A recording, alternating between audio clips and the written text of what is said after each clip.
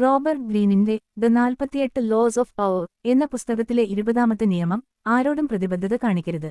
നിങ്ങൾക്ക് ചുറ്റുമുള്ളവർ ഈ പുസ്തകത്തിലെ തന്ത്രങ്ങൾ ഉപയോഗിച്ചേക്കാം. അവരുടെ ഓരോ നീക്കവും ശ്രദ്ധിക്കുക. അധികാരത്തിന്റെ ഈ നിയമങ്ങൾ നിങ്ങളെ ഉയർന്ന സ്ഥാനങ്ങളിലെത്തിച്ചേക്കാം, എന്നാൽ അത് നിങ്ങളുടെ സൗഹൃദങ്ങളെയും സമാധാനത്തെയും നഷ്ടപ്പെടുത്തിയേക്കാം. ആയതിനാൽ നിങ്ങൾക്ക് ഉണ്ടാവുന്ന നഷ്ടങ്ങൾക്ക് ഞങ്ങൾ ഒട്ടും ഉത്തരവാദികളായിരിക്കില്ല. ഈ നിയമം പറയുന്നത് നിങ്ങൾ ഒരു കാര്യത്തിലോ ഒരു കൂട്ടം ആളുകളിലോ അല്ലെങ്കിൽ ഒരു വ്യക്തിയിലോ പൂർണ്ണമായി പ്രതിബദ്ധത കാണിക്കരുത് എന്നതാണ്. ഒരു കൂട്ടത്തിൽ നിങ്ങൾ പൂർണ്ണമായി ചേരുമ്പോൾ നിങ്ങൾക്ക് നിങ്ങളുടെ സ്വാതന്ത്ര്യം നഷ്ടപ്പെടുകയും അവർക്ക് നിങ്ങളെ നിയന്ത്രിക്കാൻ കഴിയുകയും ചെയ്യും. നിങ്ങളുടെ ഇഷ്ടങ്ങൾക്കനുസരിച്ച് പ്രവർത്തിക്കാൻ നിങ്ങൾക്ക് കഴിയില്ല. അതിനാൽ നിങ്ങളുടെ സ്വാതന്ത്ര്യം നിലനിർത്തുക, എല്ലായ്പ്പോഴും ഒരു പക്ഷം ചേരാൻ മടിക്കുക. ഇത് നിങ്ങൾക്ക് മറ്റുള്ളവരെ ഉപയോഗിക്കാനുള്ള അവസരം നൽകും. കൂടുതൽ വിശദമായ വിവരണം. ഈ നിയമത്തിന്റെ പ്രധാന ആശയം നിങ്ങൾ നിങ്ങളുടെ താൽപ്പര്യങ്ങൾ സംരക്ഷിക്കുക എന്നതാണ്.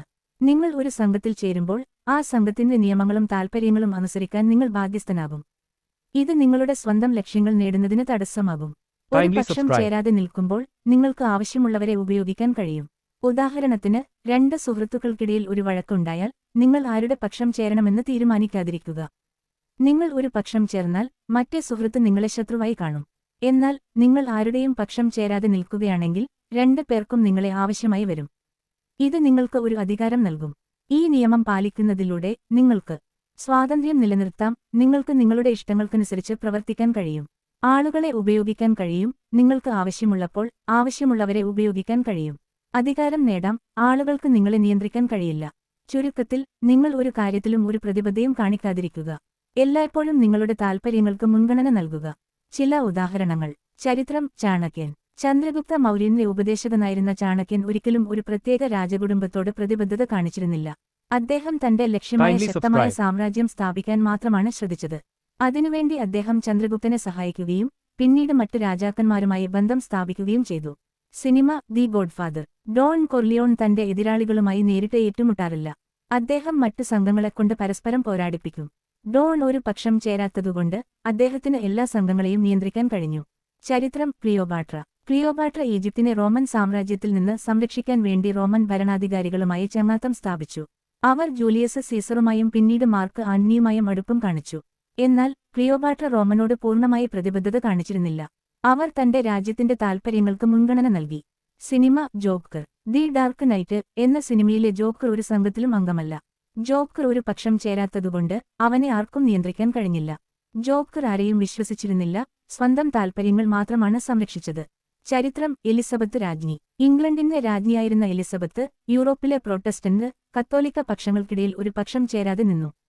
ഈ തന്ത്രം കാരണം രണ്ട് പക്ഷങ്ങൾക്കും അവളെ ആവശ്യമായി വന്നു. അവർക്ക് എലിസബത്തിനെ ഉപയോഗിച്ച് അവരുടെ ലക്ഷ്യങ്ങൾ നേടാൻ കഴിഞ്ഞില്ല. സിനിമ. ലൂസി. ഒരു വലിയ മാഫിയ സംഘത്തിൽ അകപ്പെട്ടുപോയ ലൂസി അവർക്ക് വേണ്ടി പ്രവർത്തിക്കാൻ നിർബന്ധിതയാകുന്നു.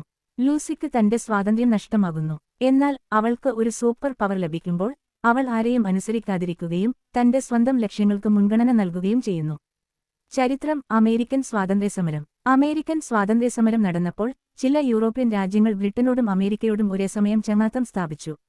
അവർ ഒരു പക്ഷം ചേരാതെ രണ്ട് രാജ്യങ്ങളെയും ഉപയോഗിച്ചു. ഈ തന്ത്രം കാരണം അവർക്ക് വലിയ നേട്ടങ്ങൾ ലഭിച്ചു. സിനിമ. മണിച്ചിത്രത്താഴ്. ഡോക്ടർ സണ്ണി ഗംഗയെ ചികിത്സിക്കുമ്പോൾ അദ്ദേഹം ഗംഗയുടെ ഭർത്താവിന്റെയോ അല്ലെങ്കിൽ അമ്മാവന്റെയോ പക്ഷം ചേർന്നില്ല. അദ്ദേഹം ഗംഗയുടെ അവസ്ഥ മനസ്സിലാക്കി സ്വന്തം തീരുമാനങ്ങൾ എടുത്തു. ഇത് അദ്ദേഹത്തിന് ഒരു ഡോക്ടറെന്ന നിലയിൽ ശരിയായ ചികിത്സ നൽകാൻ സഹായിച്ചു. ചരിത്രം. സാമ്രാജ്യങ്ങൾ. പല സാമ്രാജ്യങ്ങളും മറ്റു രാജ്യങ്ങളുമായി സഖ്യം സ്ഥാപിച്ചു. എന്നാൽ അവർ പൂർണ്ണമായി ആ സഖ്യത്തിൽ ഉറച്ചുനിന്നില്ല. തങ്ങളുടെ താൽപ്പര്യങ്ങൾ മാറുമ്പോൾ അവർ ആ സഖ്യം ഉപേക്ഷിച്ചു. ഈ തന്ത്രം കാരണം അവർക്ക് വലിയ അധികാരങ്ങൾ നേടാൻ കഴിഞ്ഞു. Cinema. The Lord of the rings. ഈ സിനിമയിലെ സ്വർണ്ണ ഡ്രാഗൺ തന്റെ സ്വത്തുക്കൾ സംരക്ഷിക്കാൻ വേണ്ടി ആരുമായും പ്രതിബദ്ധത കാണിക്കുന്നില്ല. അത് ആരെയും വിശ്വസിക്കുന്നില്ല. ഈ ഒറ്റപ്പെട്ട സ്വഭാവം കാരണം ആർക്കും അതിനെ നിയന്ത്രിക്കാൻ കഴിയില്ല.